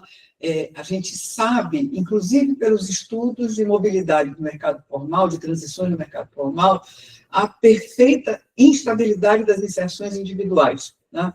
Entre o que seria o formal, o informal, e o que vocês provocativamente estão dizendo, né? Acho que foi um dos primeiros pontos que a Marina colocou, essa ideia de que há um mercado novo que está para além do formal e do informal, né? Então, a transição, quer dizer, os espaços por onde se transita são agora maiores, e a intensidade da transição ela não diminui para nada, mesmo quando as taxas de desemprego caem, né? Até porque, isso remete um pouco ao que Jacó falava, né? O que se passa com o emprego formal ao longo dessas 2 últimas décadas é algo que a gente tem chamado muita atenção em termos da diversificação de formas e ampliação da instabilidade da relação e da precariedade dos vínculos, mesmo dos vínculos formais quando estabelecidos, né? Então, eu fiquei muito animada com essa ideia que vocês colocaram sobre a mesa. Bom, pelo menos analiticamente, Álvaro, a gente pode dizer os indivíduos transitam, mas a gente analiticamente precisa de pensar conceitualmente esses espaços em separado, né? Que diabo é que seria um tal novo mercado que aparece, né? Daí eu comecei a dar tratos à bola, quer dizer, nós estamos desafiados, enquanto pesquisadores, a pensar, ao fim e ao cabo, o que é o escopo desse mercado, né? O que são as práticas que rolam nesse mercado? O que são regras de inclusão, de mobilidade, de retribuição, de direitos nesse mercado, e qual o imaginário, por assim dizer, que se associa aos que são, aos que se sentem, aos que querem ser parte, aos que querem circular nesse mercado. A sensação que eu tenho é que a gente está abordando muito mais a última pergunta, e estamos arranhando as outras, até porque é um mercado fugidio. A gente está pensando, a gente está descobrindo o bicho agora, né? Então, estamos começando a descrever nesse momento. Mas eu acho que isso deixa para a gente uma agenda muito interessante e uma agenda analiticamente comparativa. Quer dizer, se eu tomo a sério isso que parece estar vindo dos dados, como é que eu trato analiticamente o que se passa aí, né? Que eu tenho circulação. Circulação do quê? Que se retribui como? Tá? E que se regula de que modo?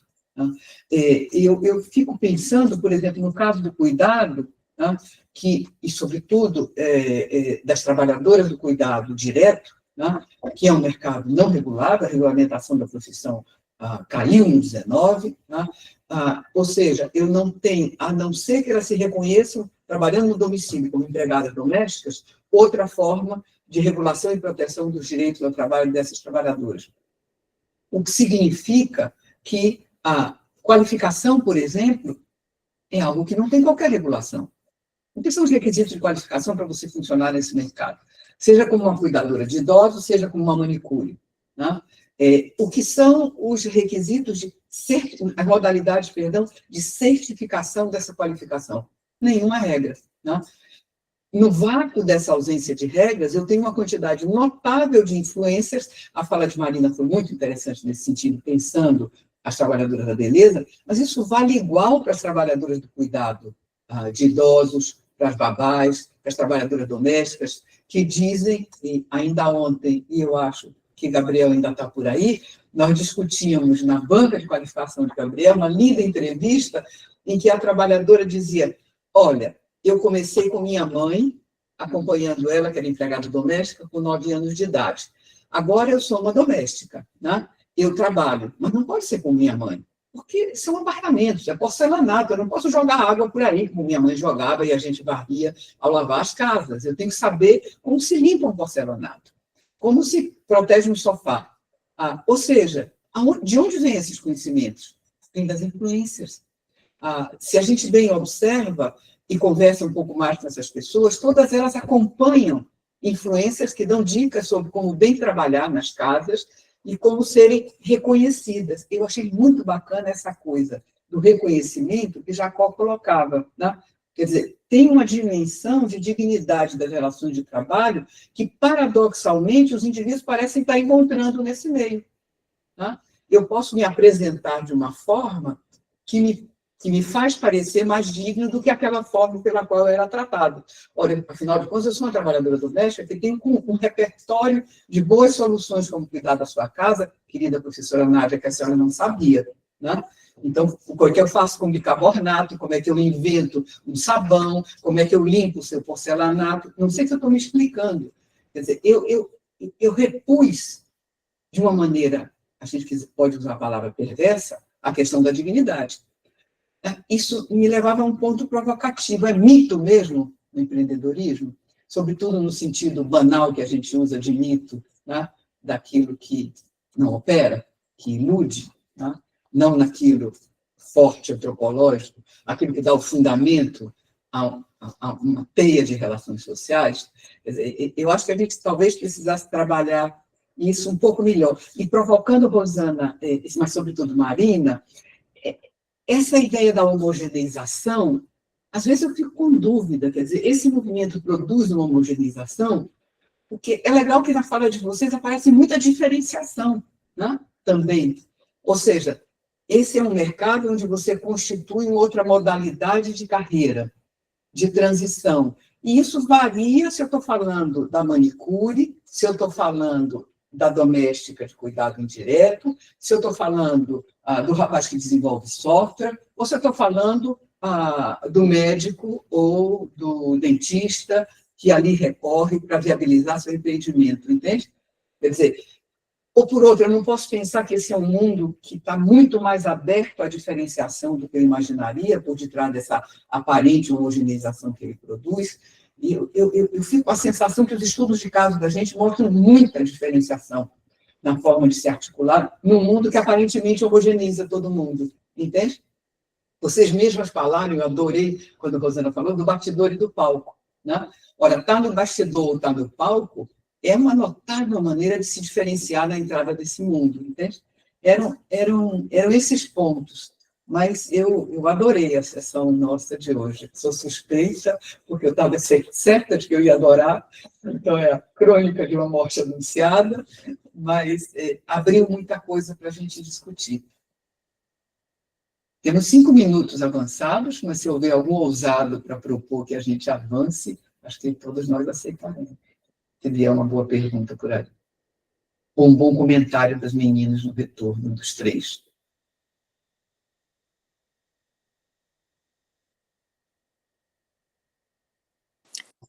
Eu ia só comentar que no relatório, realmente, o homogeneizar, né, é uma palavra que a gente usa no relatório, porque num primeiro momento, o que chama muito a atenção é justamente esse movimento de todos indo para essa plataforma, né, principalmente para o Instagram, que já pelo próprio formato, né, da plataforma digital, ela tem lá suas próprias regras, né, seus próprios limites de caracteres e algoritmo, uma certa estética, tudo isso coloca a pessoa dentro de um formato, né, não importa qual a probabilidade, qual a ocupação né, que ela exerça, né? E esse imperativo do produzir conteúdo que, de repente, parece uma urgência entre diferentes pessoas, né, de diferentes setores, Então, o imperativo de produzir conteúdo, o imperativo de estar lá na plataforma e de tentar seguir um passo a passo, que é esse passo a passo que o pessoal do marketing digital que a gente estava falando, né, acaba levando para um determinado...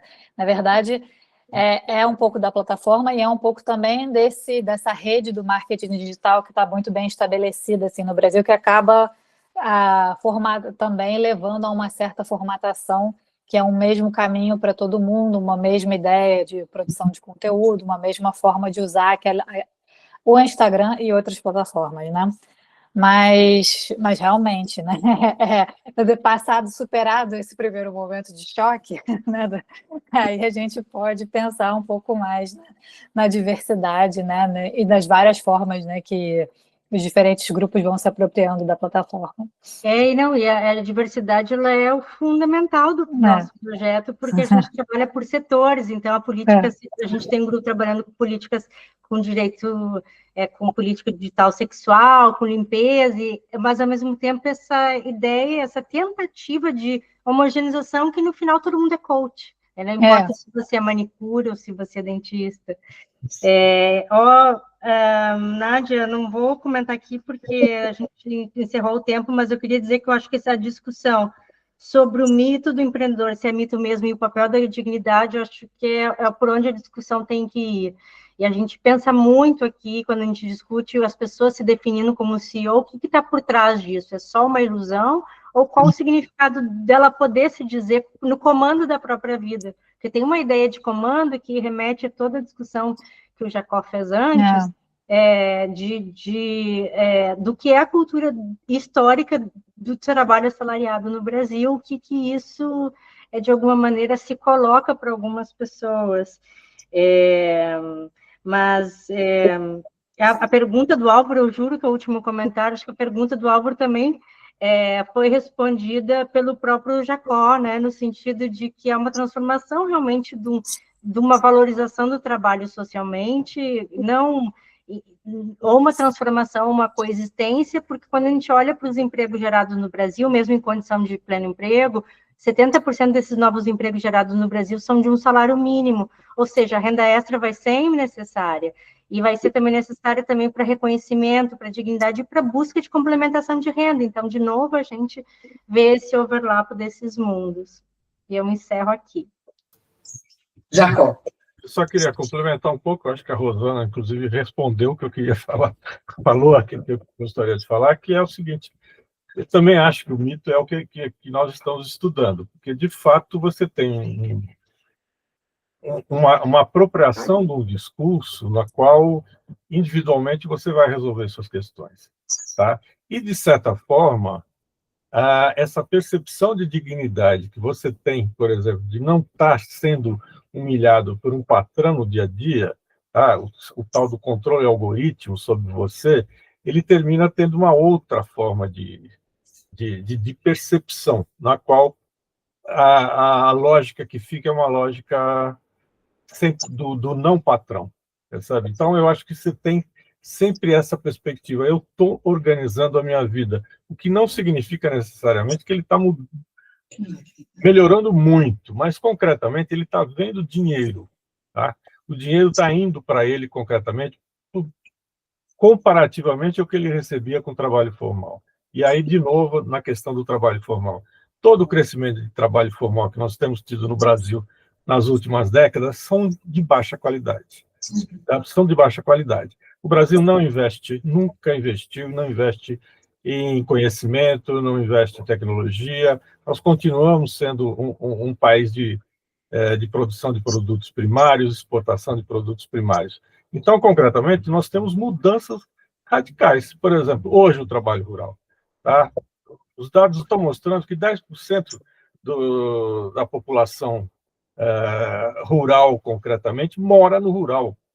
Tá? Porque, efetivamente, hoje você tem uma população urbana que trabalha no rural cada vez mais, digamos assim, mais tecnologizado, se a gente centrar na questão do agronegócio. Então, nós temos mudanças concretas no mercado de trabalho, nas tecnologias utilizadas no mercado de trabalho, que eu acho que merece ser colocado uma discussão sobre a qualidade do trabalho formal, efetivamente. Você sabe, por que eu vou ser entregador de pizza? Porque eu vou ganhar mais do que se eu for um zelador de um prédio, entendeu? Do que se eu for um ajudante de pedreiro, tá? Então, isso também muda as características do mercado de trabalho, percebe? É mito? É mito, porque a maior parte, nós estamos tendo uma elevação de vida absoluta? Não, tá? Mas, concretamente, você tem uma percepção, inclusive, de valorização, de autovalorização do que eu estou fazendo. O que você falou, Nádia, a, a, a empregada doméstica, ela é capaz de falar assim, eu sei, olha, utilizar determinadas coisas para passar no porcelanato. Ok, sabe? Mas o que muda efetivamente a vida dela, tá?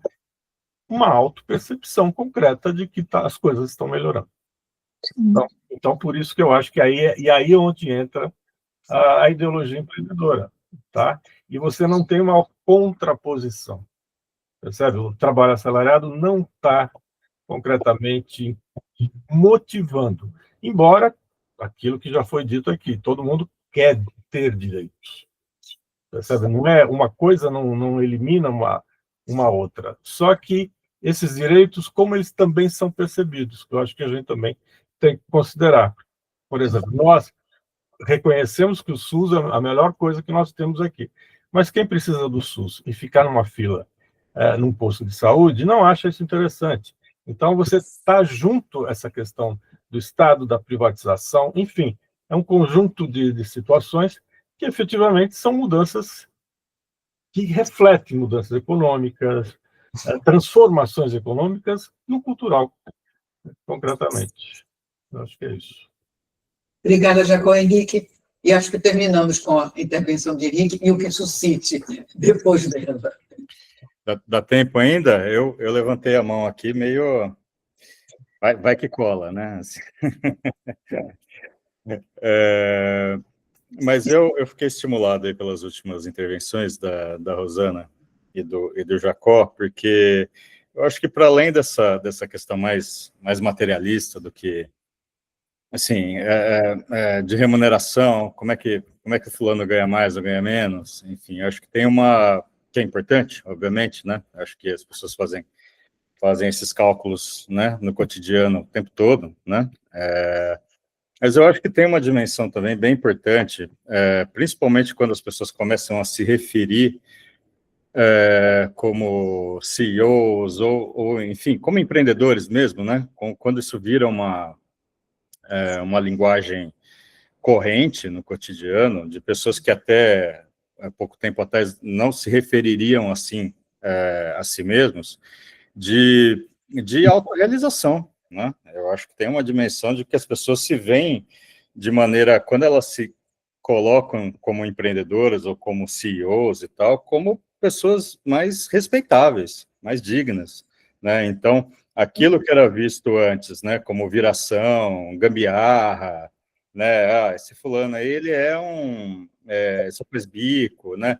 Quando ele começa a se ver de maneira diferente, ele atribui a si mesmo uma dignidade que ele não tinha antes, né? Portanto, assim, a coisa do empreendedorismo, ele é mito em certo sentido, mas também tem uma assentado na realidade, porque não é uma coisa do ponto de vista material nova, né? Se a gente está falando de viração aqui, é porque é uma coisa muito antiga, né? Uma coisa que já existe no Brasil desde sempre, e as pessoas passaram a reinterpretar isso, né? A ressignificar essa ideia de viração de maneira que elas se veem de maneira que elas se colocam perante o mundo de maneira mais respeitável. Então, eu vi muito isso da coisa do CEO, inclusive com afroempreendedoras, né? Enfim, a moça vai lá, ela tem um emprego que ela odeia, que paga, enfim, emprego CLT e tal, ela está de saco cheio daquele emprego, ela monta uma marca de bolsas, né, inspirada no afroempreendedorismo e tal, e se chama de CEO, né? Eu sou CEO da minha empresa e tal, e tem uma respeitabilidade naquela fala, né? Então, acho que isso é uma coisa importante para se colocar também. Houve um mãozinho levantado? Não. Não, acho que Bom, acho que se alguém quiser comentar alguma coisa ainda, eu acho que encerramos com chave de ouro. Com o comentário do Henrique. Só podia falar uma coisinha, Nádia? Vai lá. Só bem rapidinho, só pela fala do Henrique, eu acho que é aí que está, Henrique. Concretamente, você tem uma valorização do indivíduo a partir de mudanças, inclusive semânticas, de formas de você titular a pessoa de uma forma ou de outra. Por exemplo, a política do governo Lula do microempreendedor individual. Concretamente, o quê? Uma tentativa de você tirar as pessoas da informalidade, mas, concretamente, botar empreendedor é muito melhor do que um autônomo, que fica uma coisa imprecisa, ou camelô, ou o camelô que faz aquilo. Mesmo que esse microempreendedor não consiga pagar as taxas e um grau enorme de inadimplência. Mas eu acho que você tem uma outra coisa. E também eu acho que uma outra coisa que aparece muito, por exemplo, quando você trabalha com trabalhadores informais, eles não estão necessariamente querendo mais o trabalho assalariado. Percebe? Eles querem direitos. Tá? Direito todo mundo quer. Mas o trabalho assalariado já não é a meta.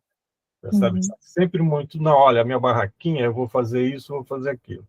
Ah, eu sou barbeiro, mas agora eu estou investindo em educação financeira. Isso eu ouvi já de barbeiro, tá? Investindo nisso, investindo naquilo.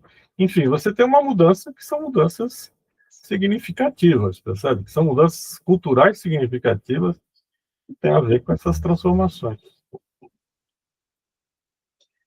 Bom, acho que estamos encerrando. Eu queria convidar todo mundo para a nossa Helena disse muito interessantes as apresentações. Obrigada, Helena. Obrigado, Helena. Obrigada. Vamos encerrando essa sessão de hoje, excelente sessão de hoje. Eu queria agradecer de novo a Marina, a Rosana e a Jacó e a todo mundo que esteve conosco pela qualidade da discussão e convidar para a última sessão que nós vamos ter esse semestre, que vai ser em novembro, no dia 5, quando a gente vai estar de novo perseguindo esse tema da organização do trabalho nas empresas plataforma, voltando a ele, nós abrimos com esse tema, na verdade, e vamos estar recebendo o professor Rodrigo Carelli, do Programa de Pós-Graduação em Direito, da Universidade Federal do Rio de Janeiro, que é uma pessoa muito presente na produção acadêmica brasileira sobre o tema das plataformas de trabalho de cuidado, e Wagner Alves Silva, que está com a gente aqui, que também é parte da equipe do Deep Lab, e vai estar apresentando também seus resultados de pesquisa. No dia 5 de novembro, a gente vai se encontrar às 10 da manhã, e voltamos ao horário habitual de 10 às 12 da manhã do Brasil. Muito obrigada a todo mundo, e bom resto de dia. Obrigada. Tchau, gente. Obrigada. Tchau. Um prazer enorme. Obrigado, Foi pessoal. ótimo. Obrigado, gente. Um abraço. Eu estou aqui de